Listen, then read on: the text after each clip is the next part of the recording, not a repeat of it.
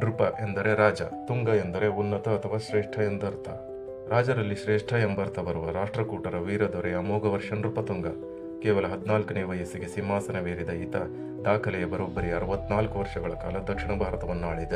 ಈ ದೊರೆಯ ಕಾಲ ಕ್ರಿಸ್ತಶಕ 814ರಿಂದ 878. ಕಲಬುರಗಿ ಜಿಲ್ಲೆಯ ಸೇಡಂ ತಾಲೂಕಿನ ಮಳಖೇಡ ಇವನ ರಾಜಧಾನಿಯಾಗಿತ್ತು. ಯುದ್ಧಗಳಿಗಿಂತ ಶಾಂತಿಗೆ ಈತ ನೀಡಿದ ಪ್ರಾಮುಖ್ಯತೆಯಿಂದಾಗಿ ಇವನಿಗೆ ದಕ್ಷಿಣ ಭಾರತದ ಅಶೋಕ ಎನ್ನಲಾಗಿದೆ. ಅಮೋಘ ವರ್ಷ ನಿರ್ಮಿಸಿದ ಮಳಖೇಡದ ರಾಜಧಾನಿ ನಗರವನ್ನು ಆಗಿನ ಕಾಲದ ಅತಿ ಉತ್ಕೃಷ್ಟತೆಯಿಂದ ವಿನ್ಯಾಸಗೊಳಿಸಲಾಗಿತ್ತು. ಈತ ಶಾಂತಿಪ್ರಿಯನಾದ್ದರಿಂದ ಶತ್ರುಗಳಾದ ಗಂಗರು ಮತ್ತು ಪಲ್ಲವರನ್ನು ಸೋಲಿಸಿದರೂ ಸಹ ಅವರೊಡನೆ ಬಾಂಧವ್ಯ ಬೆಳೆಸಿ ಶಾಂತಿದೂತನಂತೆ ಇತಿಹಾಸಕಾರರ ಕಣ್ಣಿನಲ್ಲಿ ಕಾಣಿಸುವ ಈ ದೊರೆ ಕರ್ನಾಟಕದ ಕೀರ್ತಿಯನ್ನು ಜಗತ್ತಿನಾದ್ಯಂತ ಹರಡಿದ. ಭಾರತದ ಇತಿಹಾಸವನ್ನು ಒಂದು ಬಂಗಾರದ ಕಿರೀಟಕ್ಕೆ ಹೋಲಿಸಿದರೆ ಈ ನೃಪತುಂಗ ಅಮೋಘ ವರ್ಷ ಆ ಕಿರೀಟದ ತುದಿಯಲ್ಲಿ ಹೊಳೆವ ವಜ್ರ. ಹೆಚ್ಚಿನ ಇತಿಹಾಸ ಅರಿಯಲು ಸಬ್ಸ್ಕ್ರೈಬ್ ಮತ್ತು ಕಮೆಂಟ್ ಮಾಡಿ.